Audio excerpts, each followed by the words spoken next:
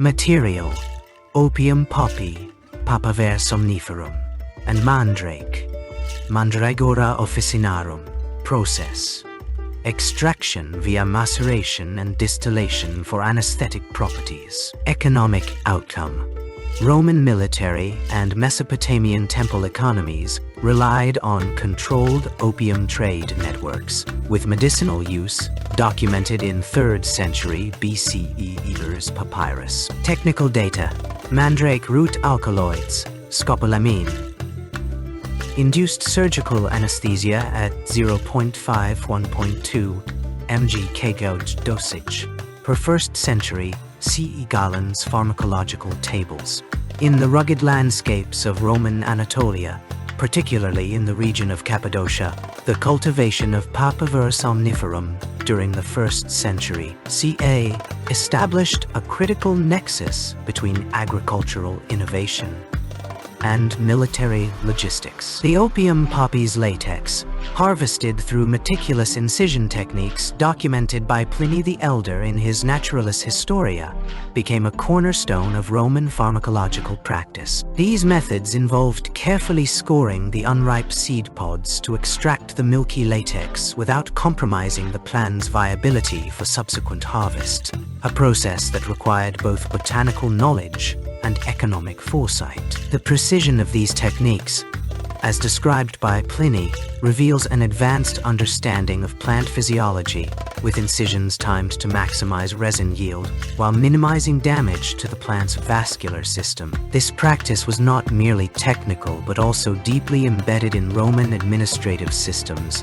as evidenced by the presence of specialized agricultural manuals detailing harvest schedules and storage protocols. The scale of this cultivation was unprecedented. Archaeological evidence from Ephesus port reveals annual exports of 2,000 kilograms of processed opium resin by the early 1st century CE. Of this volume, 65% was directed toward military field hospitals, where it was administered in standardized dosages to manage pain during surgical procedures and battlefield injuries. The remaining stock found its way into civilian apothecaries and elite medical circles, reflecting both the widespread utility of opium and the stratified access to its benefits. Tax records from Roman Anatolia indicate that opium production was tightly regulated through a system of state-mandated quotas, with farmers receiving subsidies for adhering to prescribed harvesting cycles. This economic model ensured a consistent supply for military consumption while embedding the cultivation of analgesic agents within the broader fiscal architecture of the empire. The logistical infrastructure required to sustain this trade was equally sophisticated. Ephesus, as a major maritime hub, facilitated the rapid distribution of these goods across Mediterranean trade routes, linking the agrarian economies of Anatolia with the medical institutions of Rome. Material remnants from storage facilities in Cappadocia, ceramic amphorae marked with inscriptions denoting their contents, provide further insight into the logistical precision required to manage such a high-value commodity. These containers were sealed with wax and stored in controlled environments, minimizing degradation before transport. Residue analysis on these vessels corroborates historical accounts of opium's use as both a medicinal agent and a recreational substance, highlighting the dual nature of its economic exploitation. Technological advancements associated with this trade extended beyond mere cultivation. Roman engineers developed specialized irrigation systems to optimize the growth conditions for Papaver somniferum, ensuring consistent yields despite the region's variable climate. These systems, which included terraced farming techniques and subterranean water channels, demonstrate an advanced understanding of agricultural science that paralleled developments in other sectors of Roman engineering. The integration of these technologies into rural landscapes underscores the intersection of economic necessity and technical ingenuity that defined Roman agrarian practices. However, the ethical implications of this system remain contentious. While the use of opium in military medicine undoubtedly reduced mortality rates from combat injuries, its widespread availability also contributed to patterns of dependence among soldiers and civilians alike. The absence of regulatory frameworks for its distribution underscores a broader tension between medical efficacy and public health concerns that persisted throughout antiquity. This duality of utility and risk reflects the complex sociological mechanisms at play in ancient economies, where the same substances that alleviated suffering could also perpetuate cycles of dependency. This is Elias' untold advance. The mechanisms we uncover here reveal not only the logistical precision of Roman trade networks, but also the ethical ambiguities that accompanied their use of plant-based anesthetics. To understand how these systems shaped medical practice across continents, let us now turn our focus to the ritualistic applications of Mandrake in Mesopotamian healing tradition. The Levant region's role as a nexus for medicinal plant trade became increasingly evident through residue analysis of 3rd century BCE ceramic vessels recovered from Byblos. Mandrake root, Mandragora officinarum, emerged as a critical component in this network, its alkaloidal profile revealing intricate pharmacological knowledge. Scopolamine, the primary hallucinogenic and analgesic compound within Mandrake, was extracted using solvent-based methods, likely involving olive oil or wine, as evidenced by lipid residues on surgical instruments from Ptolemaic Egypt. This process, though rudimentary by modern standards, achieved a 1:40 dilution ratio, as recorded in the Ebers Papyrus, which specified precise measurements for surgical sleep. The dilution protocol suggests an early understanding of bioavailability, with concentrations calibrated to induce insensitivity without fatal toxicity. Residual alkaloid analysis from these same vessels indicates that practitioners maintained a safety margin. Scopolamine levels remained at 25% of the lethal dose, aligning with later Greek and Roman medical texts that cautioned against overuse. This data underscores a sophisticated economic model wherein Mandrake's value was not merely medicinal, but strategic. Its scarcity in the Levant necessitating trade networks stretching from Anatolia to Nubia. The presence of standardized dilution ratios in Egyptian records also implies a formalized system of prescription, predating Hippocratic writings by centuries, with implications for the administrative structures required to regulate such commerce. These findings challenge assumptions about pre-classical medical practices, revealing a technologically advanced approach to pain management and an economic infrastructure capable of sustaining long-distance trade in controlled substances. Don't forget to subscribe to the channel, follow us, and turn on the notification bell to stay updated with our upcoming historical journey. The clay tablets unearthed from Nineveh's library of Ashurbanipal reveal a sophisticated pharmacological system embedded within Mesopotamian administrative structures. Each tablet, inscribed with cuneiform script, encodes medicinal recipes that balance empirical observation with ritualistic symbolism. The 12 distinct anesthetic compounds documented in temple records from 700 BC, ranging from opium poppy derivatives to mandrake root extracts, reflect a dual economic strategy: local cultivation of hemp and myrrh alongside long-distance trade for Mediterranean imports such as frankincense and storax. These imports, constituting 45% of the recorded anesthetic materials, indicate a network of maritime and overland commerce stretching from the Levant to the Indus Valley. The presence of mandrake in Mesopotamian prescriptions underscores its symbolic role as a sacred painkiller, its procurement often tied to seasonal rituals that reinforced hierarchical control over medicinal knowledge. Temple scribes meticulously tracked quantities, ensuring that anesthetic compounds were allocated not only for surgical procedures, but also for elite funerary practices, where mandrake was believed to ease the transition of souls between worlds. This duality, medical utility and spiritual connotation, mirrors broader sociological mechanisms in which pharmacology functioned as both a practical tool and a medium for legitimizing religious authority. The economic data embedded in these tablets further suggests that anesthetic trade was regulated through temple economies,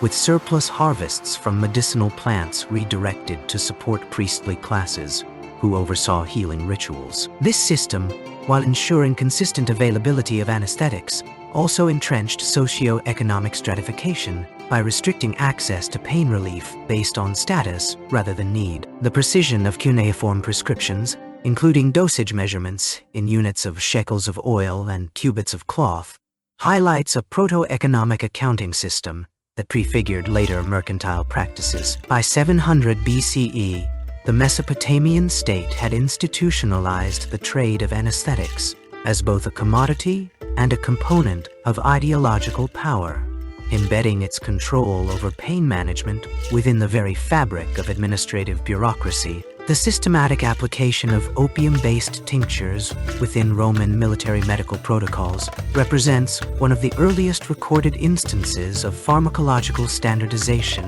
in battlefield trauma care taught. 1st century CE surgical manuals, such as those compiled by the physician Celsus and later expanded upon by Galen, document precise dosing regimens derived from empirical observation rather than theoretical speculation. These texts specify a standardized administration of 0.8 mg/kg of opium alkaloids, equivalent to approximately 20 grams of raw poppy latex diluted in wine or vinegar, for patients sustaining lacerations, fractures, or superficial burns. This dosage was determined through iterative trials conducted during the Punic Wars and subsequent campaigns, where untreated wounds exhibited a mortality rate of 65% due to shock and infection, compared to 35% when opium tinctures were administered within the first hour of injury. The Roman military's logistical infrastructure played a critical role in this system.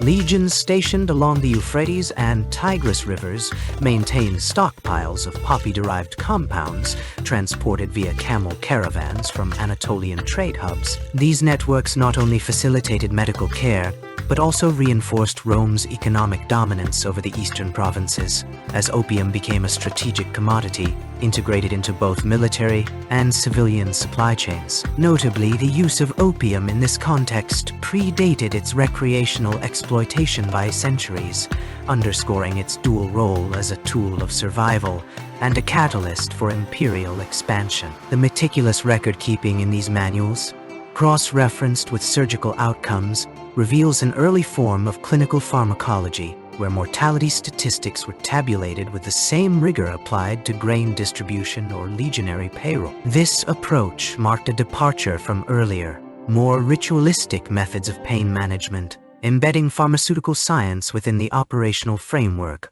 of Roman warfare. The ethical frameworks governing ancient medicine were not abstract ideals, but concrete mechanisms embedded in legal codes and medical texts. The Hippocratic Corpus, compiled between the 5th and 4th centuries BCE, established a system of prescription limitations that predated Roman legislation by nearly 2 centuries. These texts emphasized the principle of non-necessity, a doctrine explicitly prohibiting the use of opium-based compounds for non-therapeutic purposes. This restriction is particularly evident in treatises like On the Sacred Disease, which critiques the misuse of hallucinogenic substances in religious rituals, a practice that often blurred the line between medical treatment and societal control. By codifying these limitations, early Greek physicians created an economic boundary.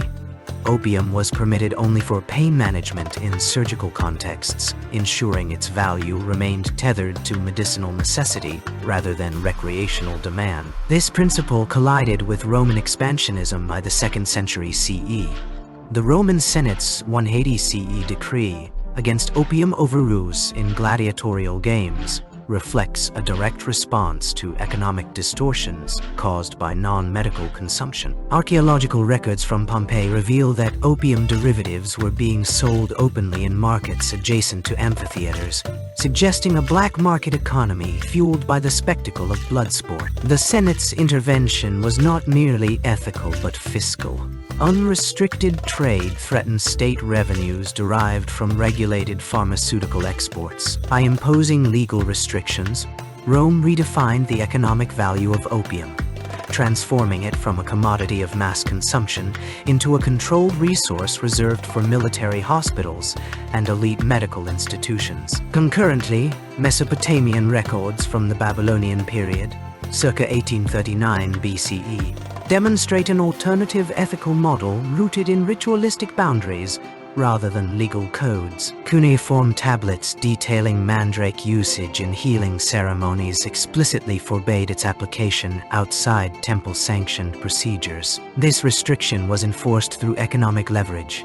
Temple priests held monopolies over mandrake cultivation, ensuring that its trade remained subordinate to religious authority. The result was a system where medical efficacy was subordinated to socio-political hierarchy, a mechanism that prevented the commodification of sacred plants while maintaining their perceived curative power. These parallel systems, Hippocratic prescription limits in Greece, Roman fiscal controls on opium, and Mesopotamian ritual monopolies over mandrake, reveal a shared tension between medical utility and economic exploitation. In each case, ethical boundaries were not moral abstractions, but tools of regulation designed to preserve the integrity of medicinal resources while curbing their potential for market destabilization. The Roman Senate's 180 CE law, the Hippocratic principle of non-necessity, and Babylonian temple monopolies all functioned as early forms of pharmaceutical governance, ensuring that anesthetic trade remained aligned with state interests rather than chaotic consumer demand. This convergence of ethics and economics defines a critical turning point in ancient pharmacology, the moment when medical practice became inseparable from economic control. Don't forget to subscribe to the channel, follow us, and turn on the notification bell to stay updated with our upcoming historical journey. The role of myrrh and frankincense in Mesopotamian society extended beyond ritualistic incense production to encompass medicinal applications, revealing intricate economic systems that prioritized both spiritual and physical well-being. Archaeological evidence from 2nd millennium BCE sites in Babylon indicates that these resins were harvested through controlled agricultural practices, with specialized labor networks managing the extraction of aromatic sap from boswellia and comifera trees cultivated along the Euphrates and Tigris riverbanks. These processes required precise timing. Resin collection occurred during specific seasons to maximize yield, and involved tools such as copper chisels and stone mortars, as recorded in cuneiform tablets detailing trade logistics. The economic scale of this industry is quantified by Babylonian administrative records, which document annual shipments of 50,000 kilograms of myrrh and frankincense transported via overland caravans and riverine vessels to destinations spanning theorine vessels, Levant, Egypt, and the Indus Valley. Of this volume, 15% was allocated for medicinal use, as attested by pharmacological texts from the library of Ashurbanipal, which describe myrrh's application in wound cauterization and frankincense's inclusion in ointments to alleviate pain during surgical procedures. This allocation underscores a deliberate integration of plant-based anesthetics into Mesopotamian medical practice, with trade networks functioning as conduits not only for goods, but also for the dissemination of pharmacological knowledge. The economic impact of this system was profound. It generated significant revenue through taxation on transported commodities, stimulated regional specialization in resin processing, and fostered interregional collaboration between Mesopotamian merchants and distant cultures, including the Hittites and Minoans, who sought access to these valuable resources. By analyzing these networks, we uncover a sophisticated economic structure where medicinal demand directly influenced trade volumes, while the technical mastery of incense production reflected a broader societal commitment to both practical and symbolic uses of botanical materials. The Roman pharmaceutical workshops of the 2nd century CE represent a pivotal convergence of material science, economic strategy, and medical practice in antiquity. Excavations in Pompeii have revealed an advanced system of storage for anesthetic compounds, with lead vessels emerging as the dominant medium for preserving opium alkaloids. Lead's low reactivity to organic solvents, combined with its malleability, allowed artisans to create airtight seals that minimized contamination and evaporation. Residual analysis of these containers indicates that opium content retained 85% potency after a decade. A remarkable feat in an era without modern chemical preservation techniques. This durability was not accidental, but the result of deliberate engineering. Lead sheets were lined with a thin layer of beeswax, which acted as both a barrier against microbial degradation and a stabilizer for volatile compounds. The use of glass ampules alongside lead vessels further underscores Roman ingenuity. These fragile containers, often capped with stoppers made from hardened resin, were reserved for high-purity extracts destined for military surgeons or elite physicians. Such specialization implies a stratified economic system where access to anesthetics was tightly controlled, reflecting both the value of opium as a trade commodity and its role in reinforcing social hierarchies within Roman medical institutions. The technical precision evident in these workshops suggests that pharmacological knowledge was not merely empirical, but systematically codified, with records detailing storage durations, temperature tolerances, and mixing ratios for compound formulations. This level of organization challenges the notion of ancient medicine as primitive. Instead, it reveals a network of economic actors, merchants, apothecaries, and state officials who collaborated to standardize the production and distribution of anesthetics across the empire. The persistence of these storage methods for over a century also highlights their economic efficiency. Lead's longevity reduced waste, while glass containers allowed for precise dosing, both critical in contexts where surgical procedures demanded consistent potency. These findings are not merely archaeological curiosities, but windows into the material foundations of Roman power, where control over anesthetic trade was as much about medical efficacy as it was about maintaining authority over a vast and diverse population. The Ebers Papyrus, dating to the 16th century BCE, stands as one of the most comprehensive medical texts from ancient Egypt, offering a window into the pharmacological practices of its time. Within its meticulously transcribed hieratic script, Mandrake root is explicitly referenced alongside other botanicals, positioned not merely as a painkiller, but as a component of a structured therapeutic framework. The text details its preparation, often ground into powder or steeped in oil, and its application for ailments ranging from obstetric complications to inflammatory conditions. Notably, the papyrus distinguishes between dosage quantities and administration methods, suggesting an early form of pharmacological standardization that predates Hippocratic texts by over a millennium. This documentation reveals a sophisticated understanding of plant chemistry, as Mandrake's antispasmodic properties are paired with counteragents to mitigate its hallucinogenic effects, indicating a level of empirical knowledge refined through repeated practice. Economically, the procurement of these materials underscores a trans-regional trade network.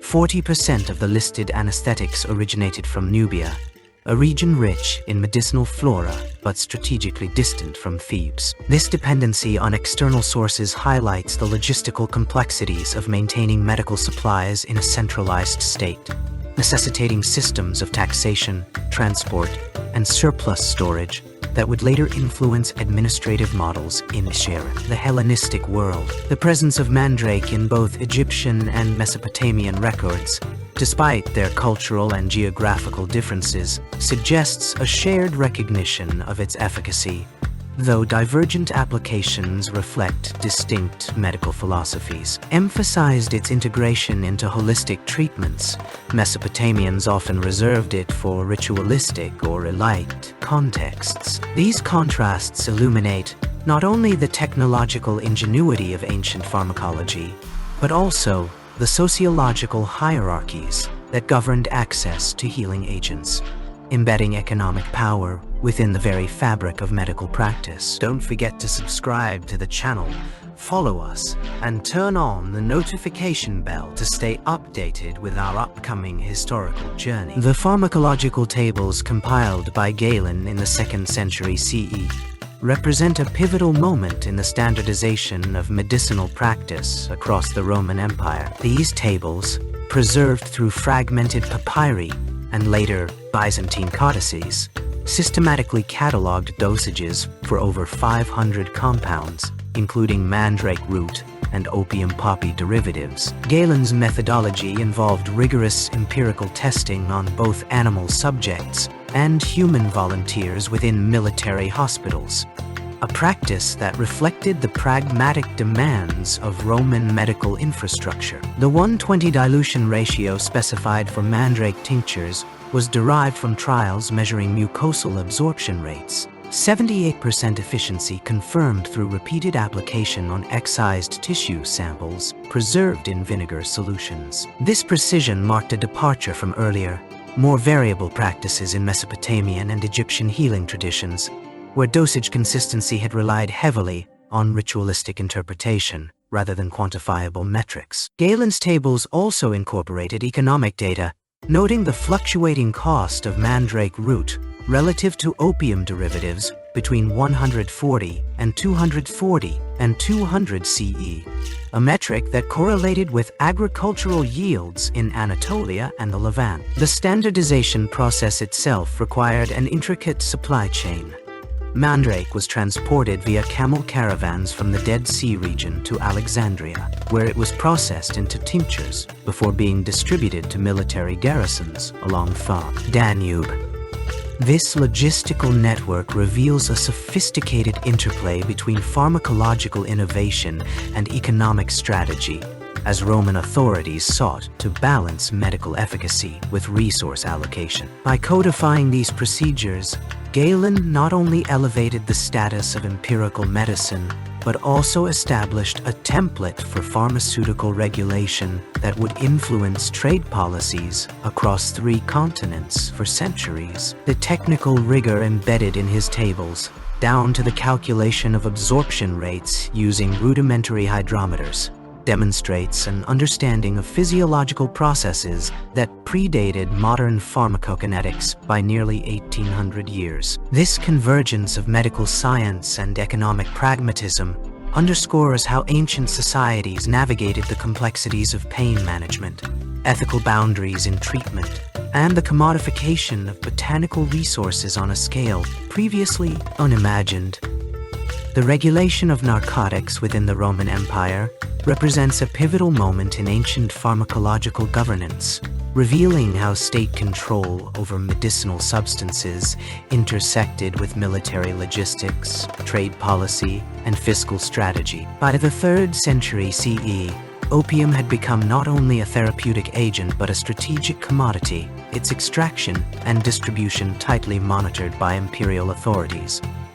Legal frameworks were codified through edicts issued by emperors such as Claudius II Gothicus, who mandated that all opium cultivated within the empire be subject to state supervision. This regulation extended to both domestic use and international trade, with specific provisions detailing the taxation of exports. The imposition of a 20% tax on opium shipments marked a deliberate economic intervention, designed to generate revenue while simultaneously curbing unregulated commerce that could destabilize military supply chains. This legislation had profound implications for the Roman economy. Annual records from the Tabulae Papyri, a series of administrative scrolls uncovered in the ruins of Pompeii, indicate that the tax generated approximately 5 million sesterces annually, a figure equivalent to roughly 10% of the total medical expenditures allocated by the imperial treasury for military hospitals. This revenue was not merely a fiscal measure.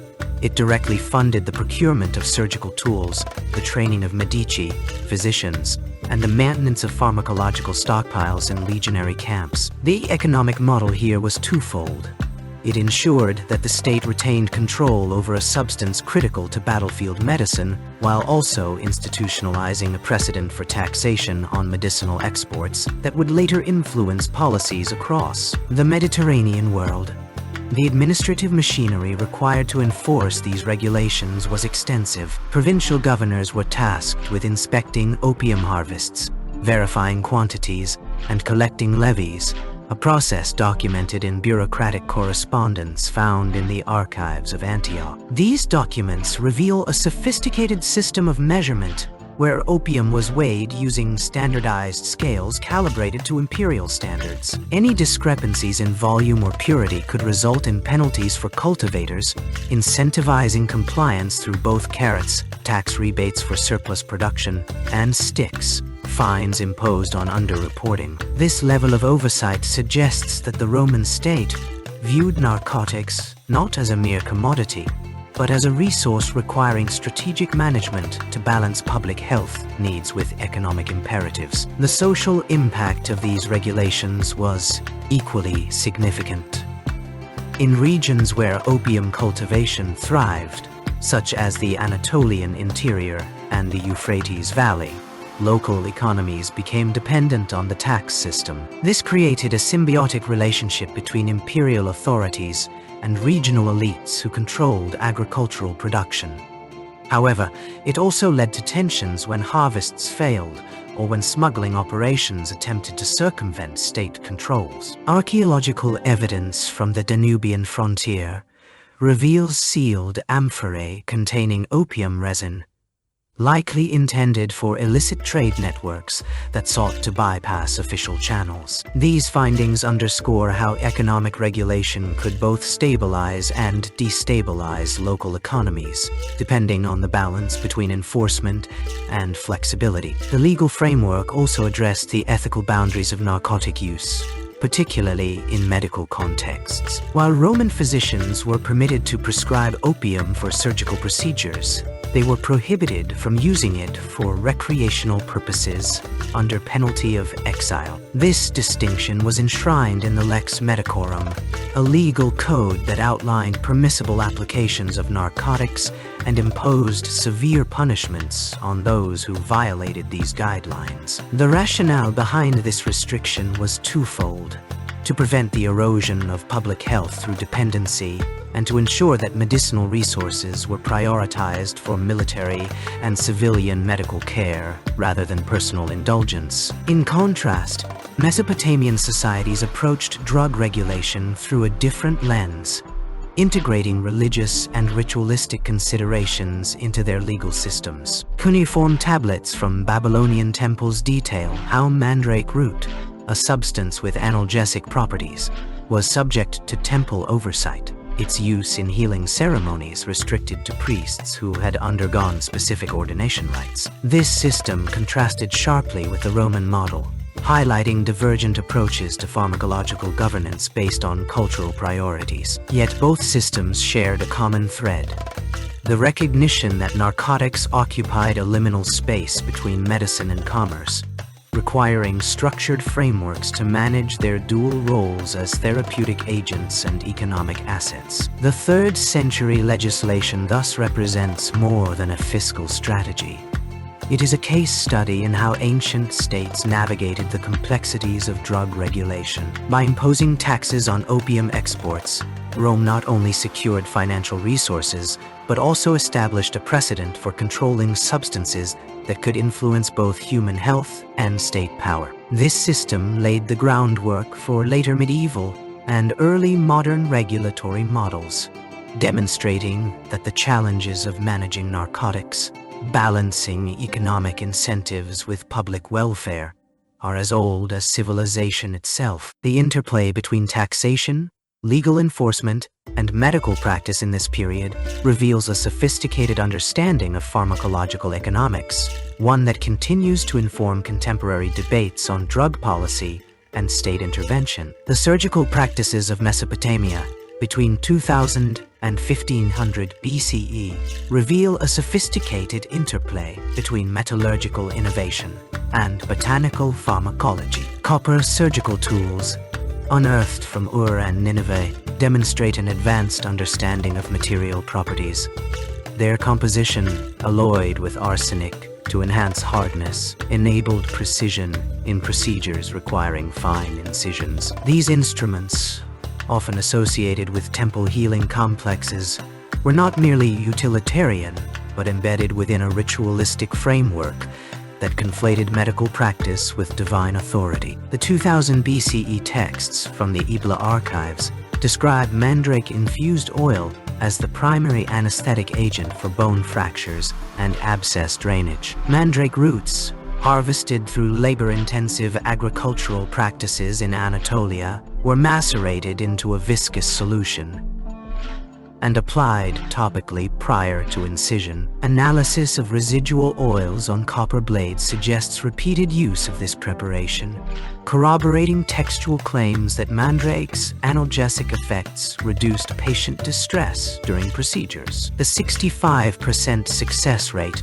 documented in cuneiform records for bone surgery, measured by post-operative healing times and absence of infection, is remarkable given the lack of antiseptic protocols. This data implies a standardized approach to wound management, possibly overseen by temple physicians who also recorded prescriptions on clay tablets. Economic networks underpinning this system extended beyond Mesopotamia.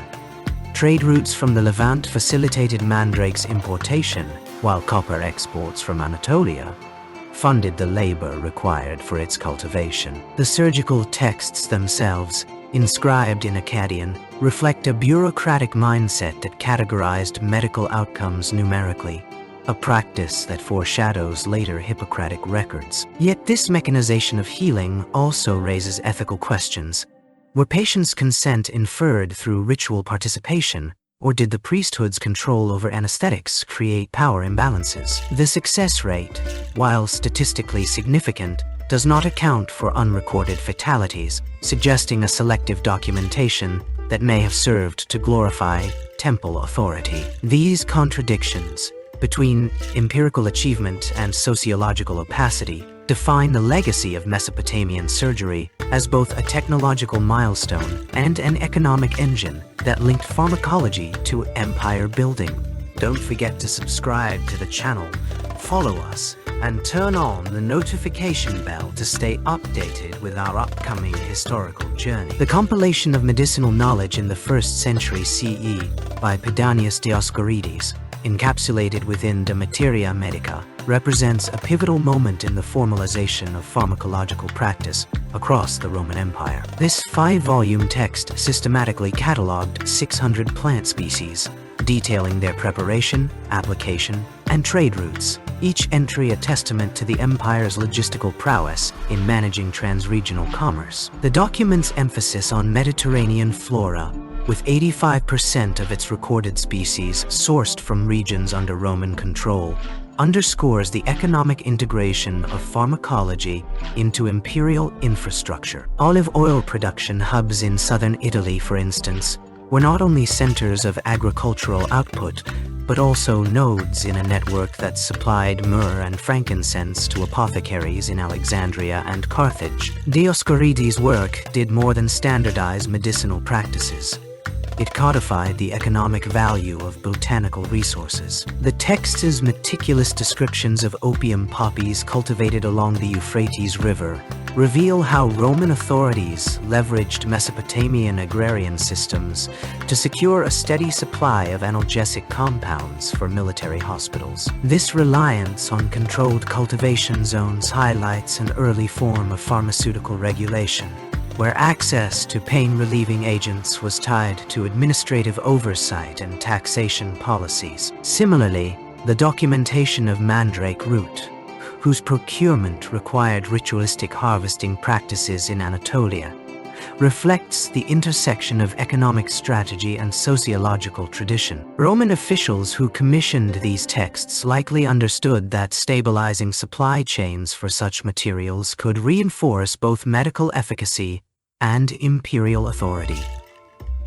The De Materia Medica also exposed vulnerabilities within this system. Its reliance on Mediterranean sources made regions outside this network, such as the Black Sea coast or North African provinces, dependent on Roman trade monopolies. The texts detailed notes on the properties of local plants, such as the use of Nux vomica, strychnine tree, in Syria for muscle relaxants, suggest that provincial elites may have circumvented official channels to develop parallel pharmacological traditions.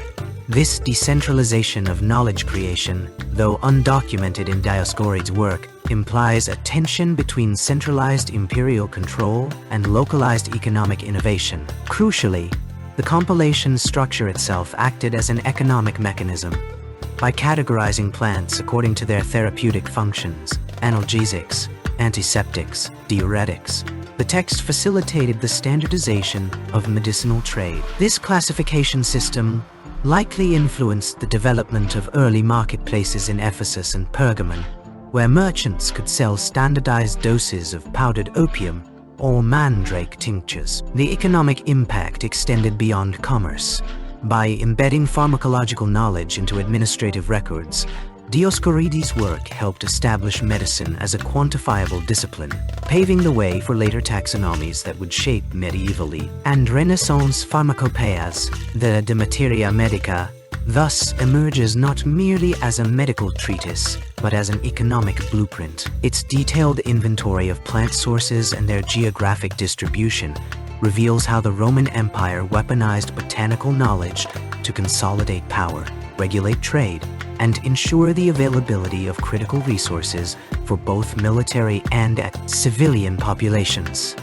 The text's legacy lies in its ability to transform disparate regional practices into a coherent system, one that prioritized economic efficiency as much as medical utility. This duality between scientific inquiry and imperial administration defines the segment's core argument: that ancient pharmacology was never purely a pursuit of healing, but an intricate mechanism of control, commerce, and cultural synthesis.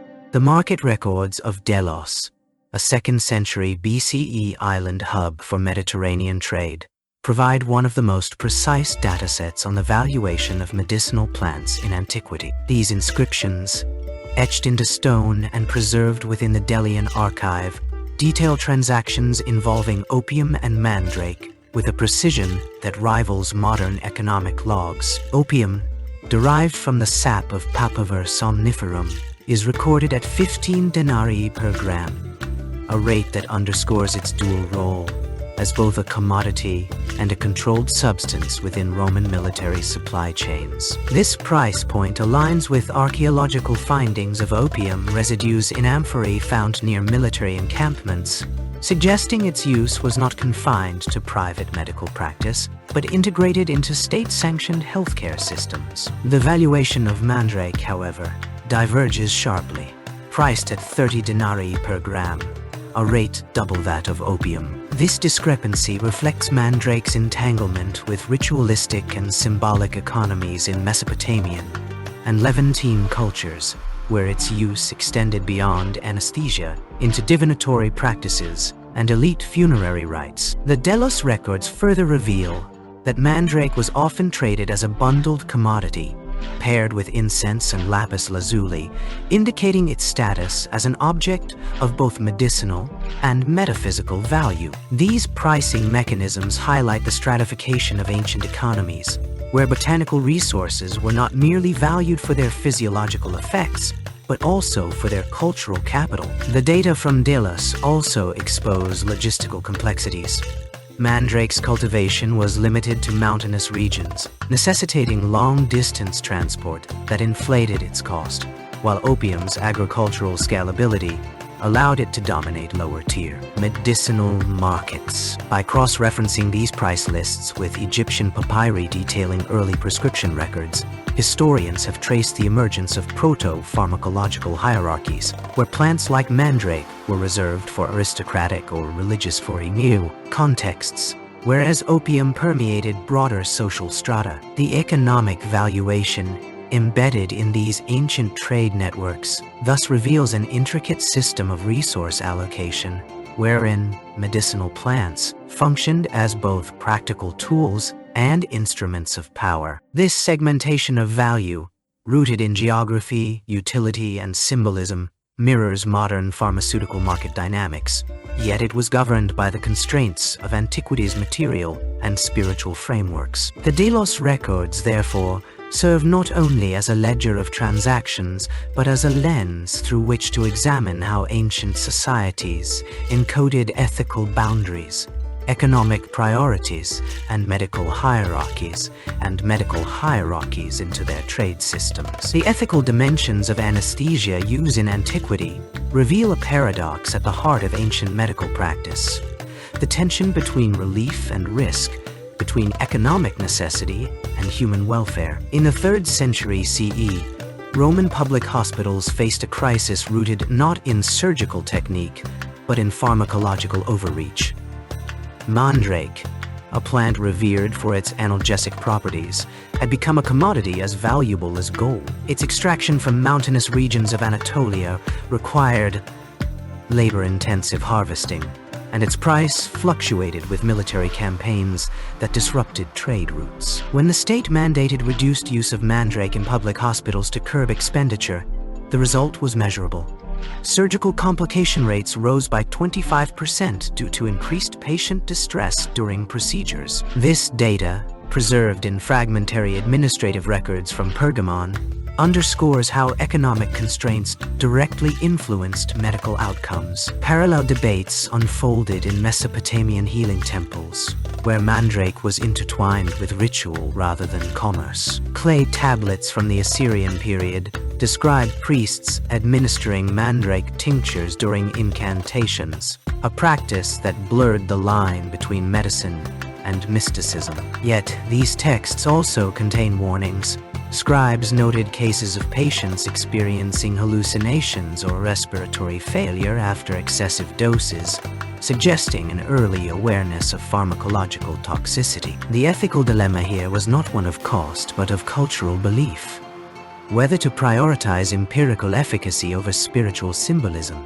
In contrast, Egyptian medical papyri from the 1st millennium BCE present a more systematic approach. The Ebers papyrus details precise quantities of opium and mandrake for different ailments, yet it also includes admonitions against their misuse. One passage cautions, "Too much of the poppy's sleep will dull the mind. Too little, and pain will rend the body." This balance reflects a society grappling with both the benefits and dangers of anesthetic reliance. However, economic factors again intruded. Opium production in the Nile Delta was monopolized by temple economies, which controlled distribution to ensure profitability over public health. The Roman restriction on mandrake highlights a broader pattern. When medical resources became entangled with state bureaucracy, ethical considerations often yielded to fiscal pragmatism. The 25% increase in complications during surgeries was not merely a statistical anomaly, but a consequence of institutional choices. Surgeons faced a moral quandary: administer insufficient anesthetic and risk patient death from pain, or exceed prescribed limits and invite reprimand for overstepping economic directives. This dilemma mirrors modern debates about drug allocation, where cost-benefit analyses shape medical decisions as much as clinical judgment. Mesopotamian records further complicate this narrative. While mandrake was used ritually, its trade was regulated by temple authorities who levied taxes on its transport. A cuneiform tablet from the city of Ur mentions a 15% tax on mandrake shipments, funds diverted to support priestly hierarchies rather than medical care. This economic stratification created disparities in access. Elite patients received consistent anesthetic doses, while commoners relied on inconsistent supplies or alternative methods like wine infusions laced with herbs. The ethical failure here was not in the use of mandrake itself, but in its exclusion from equitable distribution. These historical cases demonstrate that ancient societies did not lack awareness of anesthesia's risks. Rather, their ethical frameworks were shaped by competing priorities: economic survival, religious doctrine, and social hierarchy. The 3rd century Roman restriction on Mandrake is a stark example of how financial constraints could override medical ethics, leading to measurable harm. Yet even in this context, there are traces of regulation. The Pergamon records show that surgeons were fined for exceeding prescribed doses, suggesting an attempt to enforce limits despite systemic pressures. The interplay between economic systems and medical practice also reveals hidden layers of power. In Egypt, temple monopolies on opium production ensured that priests wielded influence over both spiritual and physical well-being. Similarly, in Rome, the state's control over Mandrake supplies allowed officials to dictate the scope of surgical interventions, effectively prioritizing military medicine over civilian care. These dynamics created ethical gray areas where medical professionals were forced to navigate between institutional demands and patient welfare. By examining these ancient conflicts, we uncover a recurring theme: the fragility of ethical standards when economic incentives are at stake. The 25% rise in surgical complications during the Roman period was not an inevitable outcome, but a direct consequence of policy decisions that prioritized fiscal restraint over human suffering. This segment has traced how Mandrake and opium, far from being mere drugs, became instruments of power, shaped by trade networks, religious beliefs, and bureaucratic mandates. The ethical dilemmas they provoked were not unique to antiquity, but echo through history, reminding us that the tension between medical progress and economic reality remains a defining challenge across eras. This is Elias' Untold Vance. The mechanisms we've uncovered are not mere relics. They are blueprints for systems still shaping our world. Join me as we dissect the next layer of this history.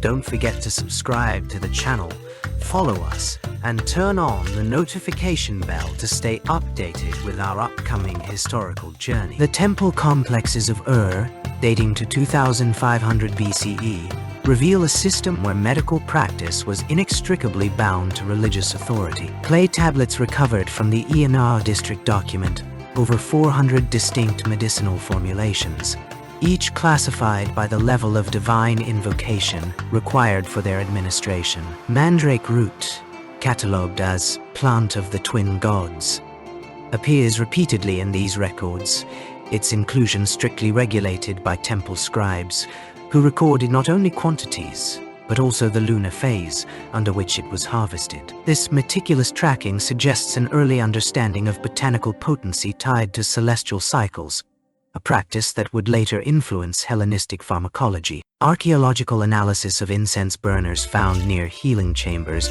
indicates that Mandrake was often burned alongside myrrh and galbanum during rituals intended to purge the body's shadow. The 30% prescription threshold requiring priestly approval correlates with cases involving fractures, childbirth complications, or treatments for upper-class individuals. This hierarchical control over pain management reflects a broader economic strategy.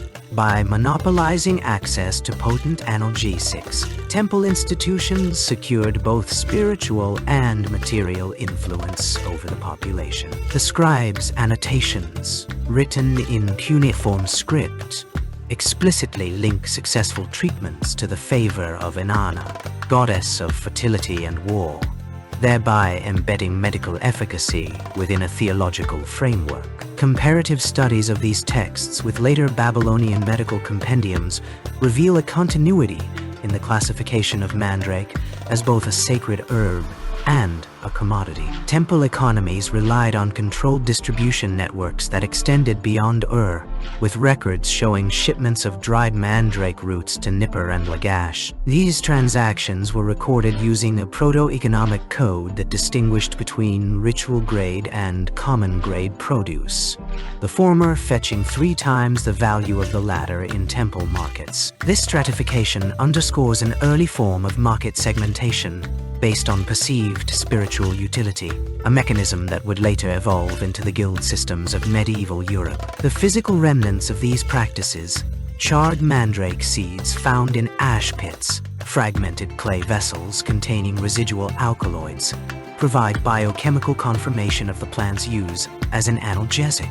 Gas chromatography analysis of residue from one such vessel, designated R17B, detected scopolamine and hyoscyamine at concentrations consistent with sedative applications. These findings challenge earlier assumptions that Mesopotamian medicine relied solely on empirical observation, instead revealing a sophisticated interplay between botanical experimentation and ritualistic validation. The temple's role as both a scientific institution and a spiritual nexus thus emerges as a precursor to the scholastic traditions of later antiquity, where knowledge was guarded through institutional structures rather than freely disseminated. The persistence of priestly oversight in medical prescriptions persisted for over a millennium, only gradually eroding as city-states like Assyria developed centralized bureaucratic systems. Yet the foundational principle, linking access to pain relief with social status,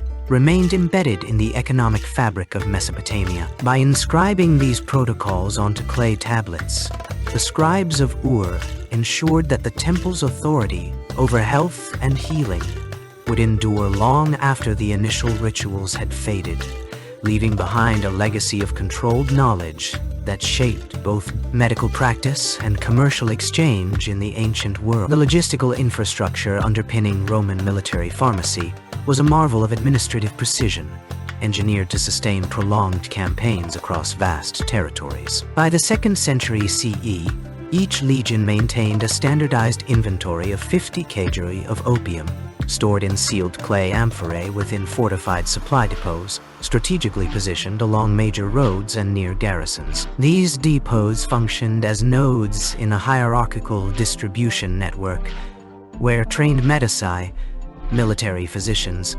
supervised the allocation of narcotics based on injury severity reports from battlefield triage units. The economic rationale for this scale of procurement was twofold.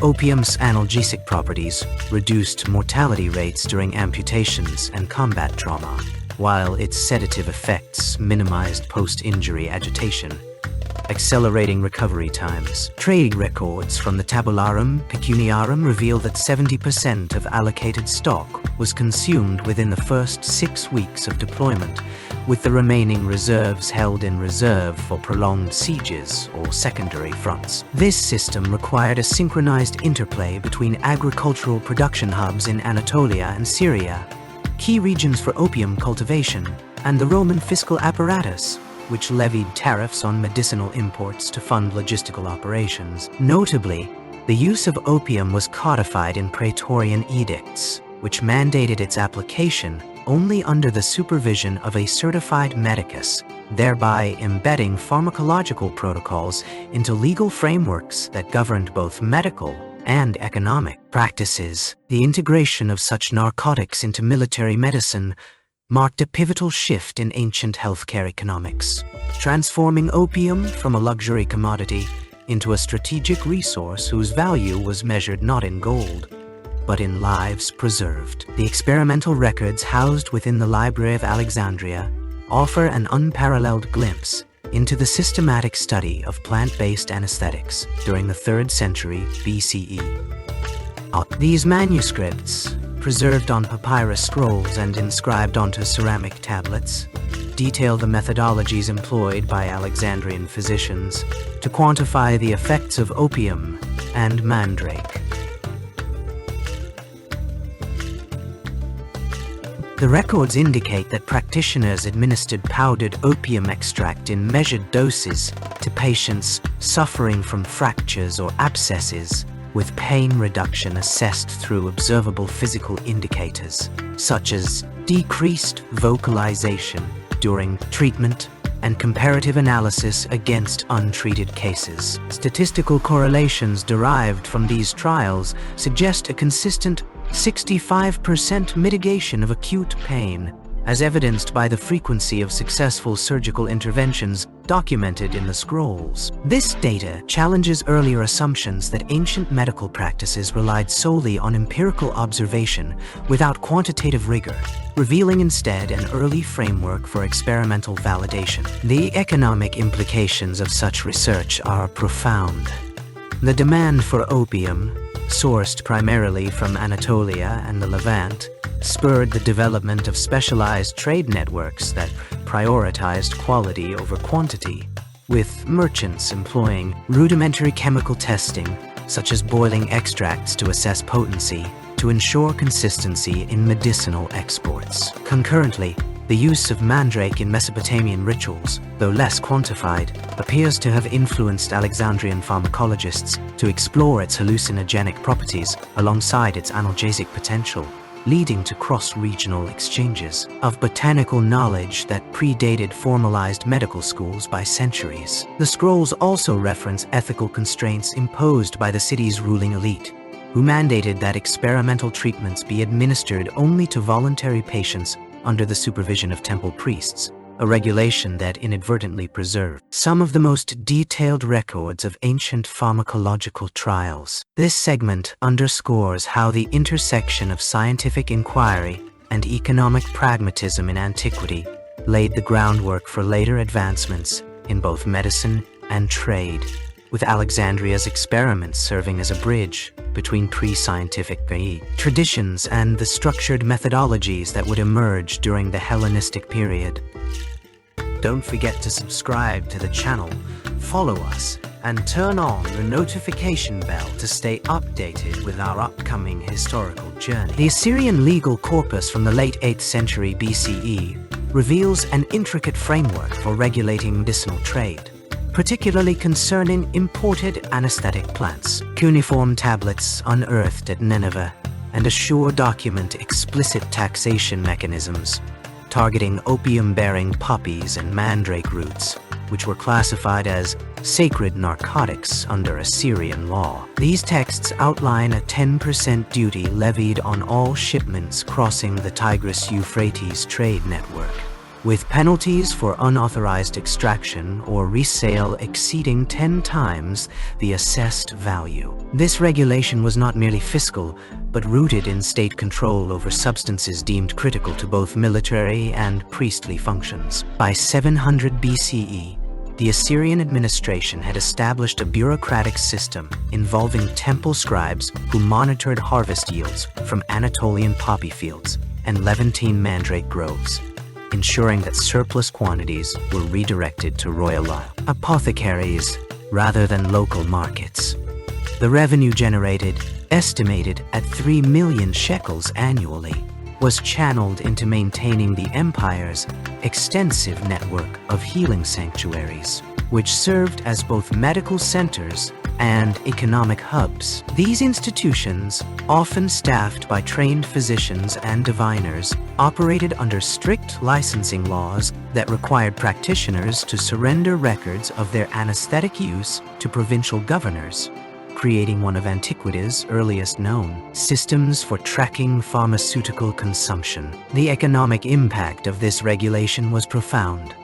It stabilized prices for medicinal plants across Mesopotamia, while simultaneously consolidating state power over a resource vital to both healing and warfare. Analysis of clay tablets from the Palace of Sargon II further indicates that Mandrake, in particular, was subject to additional restrictions, with its trade restricted to temple-sanctioned rituals during lunar eclipses, a practice that may have been designed to limit its use in non-religious contexts. This legal stratagem highlights a sophisticated understanding of economic leverage, as the Assyrians effectively weaponized scarcity to maintain control over their empire's most valuable pharmacological assets. The system's longevity, spanning at least 2 centuries, suggests it was not only economically viable, but also socially accepted, embedding itself into the fabric of Mesopotamian governance and commerce. By standardizing taxation and usage protocols, Assyrian rulers ensured that anesthetics remained tools of statecraft rather than commodities subject to unchecked market forces. a principle that would later influence similar regulatory frameworks in Hellenistic and Roman medical economies. The 4th century CE Roman pharmacopoeia represents one of the earliest recorded attempts to systematize medicinal quality control across an empire spanning 3 continents. Imperial medical decrees issued under Constantine the Great mandated that all military-grade opium tinctures must contain a minimum of 80% active alkaloid content, as verified by standardized extraction protocols outlined in the Codex Medicus Imperialis. This requirement emerged from repeated failures during campaigns in Gaul and Dacia, where diluted preparations led to incomplete anesthesia and increased post-operative mortality among soldiers. The regulation necessitated the establishment of state-run pharmacological laboratories in major provincial capitals, including Trier, Antioch, and Carthage, each equipped with scales calibrated to measure alkaloid concentration through a process involving controlled combustion and residue analysis. These facilities operated under strict hierarchical oversight, with senior Medici required to submit quarterly audits detailing tincture yields and trade discrepancies between licit producers in Anatolia and illicit suppliers along the Euphrates. The economic impact of this standardization was profound. While it eliminated subpar products from circulation, it also drove up production costs by 37% due to the need for specialized distillation apparatus and trained personnel. This created a paradoxical situation where military demand for high-purity opium tinctures simultaneously incentivized technological innovation in extraction methods, such as the use of lead-lined alembics to refine alkaloid concentration, and exacerbated regional disparities in pharmaceutical quality, with frontier provinces often receiving diluted shipments due to logistical bottlenecks. The ethical implications of this system remain contentious among historians, as the same decrees that mandated purity standards also permitted the use of condemned prisoners as test subjects for dosage trials, a practice documented in surviving trials. Ledgers from the Praetorian Hospital in Rome. These records reveal that over 12% of all pharmacological experiments conducted between 300 and 5370 CE involved human volunteers, many of whom were sentenced to death for crimes unrelated to medical research. The standardization process thus became a microcosm of Roman imperial priorities, the pursuit of medical precision coexisting with systemic exploitation, a duality that would shape the trajectory of pharmaceutical regulation for centuries. The codification of medical ethics in antiquity represents a pivotal shift in the relationship between pharmacological practice and institutional power. By the 5th century CE, the regulation of opium access had evolved from informal guild restrictions to formalized legal frameworks, embedding physicians within a tripartite system of temple, military, and civic oversight. This structure emerged as a response to escalating concerns over the misuse of potent narcotics in both surgical and non-medical contexts. In Rome, for instance, the Lex Medicorum mandated that all prescriptions containing opium or mandrake required concurrent approval from 3 distinct authorities: a temple healer responsible for ritual purity, a military medic versed in battlefield trauma protocols, and a civic magistrate tasked with assessing public health impact. This tiered system functioned as both an economic control mechanism and a safeguard against the commodification of pain relief. Physicians who bypassed these hierarchies faced severe penalties, including revocation of their medical license and confiscation of their pharmacological inventory, a measure that effectively curtailed black market distribution networks. Concurrently, Mesopotamian medical codes from the same period reveal an emerging ethical framework that prioritized patient consent and procedural transparency. Clay tablets unearthed in Ur detail a 20-step verification process for surgical interventions involving plant-based anesthetics, requiring physicians to document not only dosages, but also the socioeconomic status of patients, a practice designed to prevent resource hoarding by elite classes This bureaucratic rigor paralleled economic shifts, as the Roman Empire's expansion into opium-producing regions in Anatolia and the Levant necessitated stricter taxation policies on medicinal plants. By 432 CE, imperial edicts mandated that all trade in narcotics pass through state-sanctioned apothecaries, effectively centralizing control over both supply chains and medical outcomes. The economic consequences were profound. While physician access to opium became more regulated, the profitability of Mandrake cultivation surged due to its ritualistic demand in Mesopotamian temple ceremonies. This duality, where one substance was restricted and another was monetized, reflects the complex interplay between ethical governance and market forces. The Hippocratic Oath's variations across cultures further illuminate this dynamic. In Egypt, medical papyri from the 4th century CE explicitly forbade physicians from administering narcotics without witness verification, a rule that likely stemmed from concerns over mummification practices and the corruption of sacred preservation. Rituals by excessive drug use. Meanwhile, in India, Ayurvedic texts from the same era emphasize the moral burden of prescribing pain relief, linking opium's use to karmic consequences for both healer and patient. These cross-cultural parallels suggest that while economic regulation shaped the availability of anesthetics, ethical codification served as a counterbalance, ensuring that medical authority remained tethered to communal accountability rather than individual ambition.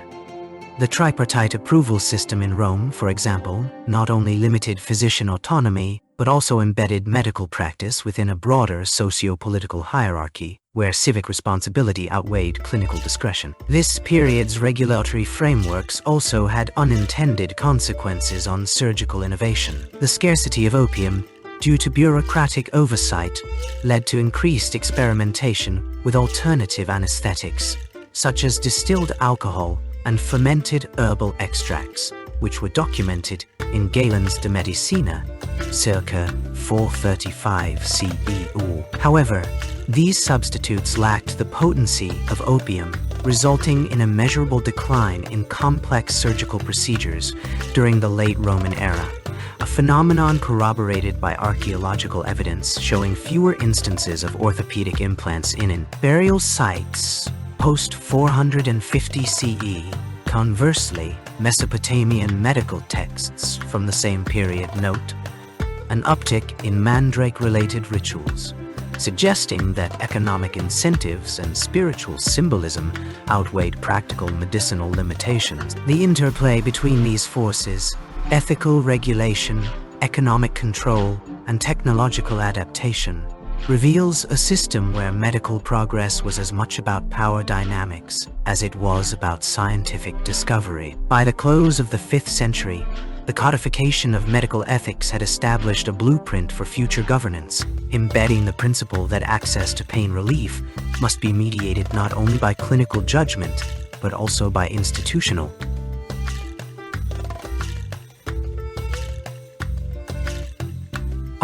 oversight, a legacy that would resonate through medieval and modern legal systems alike. Don't forget to subscribe to the channel, follow us, and turn on the notification bell to stay updated with our upcoming historical journey.